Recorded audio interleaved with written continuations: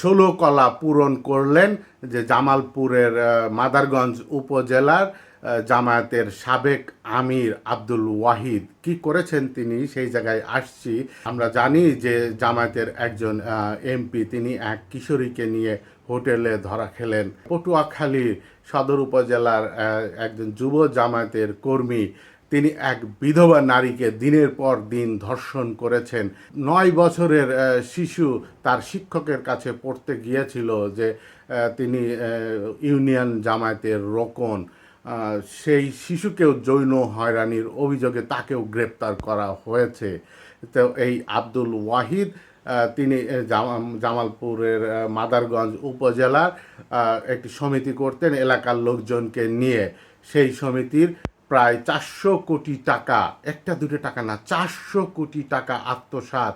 জামাতের সাবেক আমির গ্রেপ্তার। জামালপুরের মাদারগঞ্জ আল আকাবা বহুমুখী সমবায় সমিতির গ্রাহকদের 391 কোটি টাকারও বেশি আত্মসাৎ ও প্রতারণার অভিযোগে করা মামলায় পলাতক আসামি উপজেলা জামায়াতের সাবেক আমির আব্দুল ওয়াহিদকে গ্রেপ্তার করেছে র্যাব।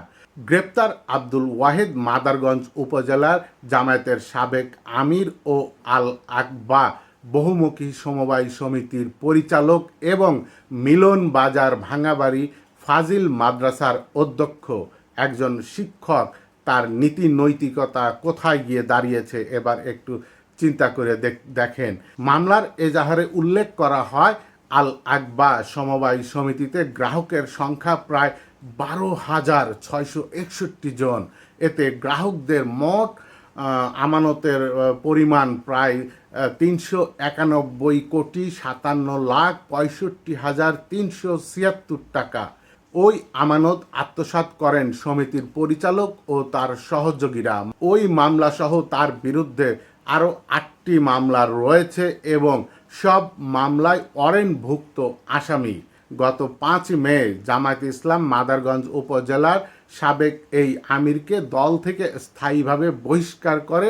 প্রশ্ন হচ্ছে যে এই দল এত নীতি নৈতিকতার কথা বলে, ইসলামের কথা বলে, ইসলামের আদর্শ অনুসরণ করতে বলে, কিন্তু তাদের কিছু কিছু নেতাকর্মী যেভাবে অন্যায় করছে, নিকৃষ্ট কাজ করছে, যৌন হয়রানির মতো ঘটনা ঘটাচ্ছে, সেই সবের দায় কে নেবে? যদি এগুলি প্রকাশ্য না আসতো তাহলে কি বহিষ্কার করতেন?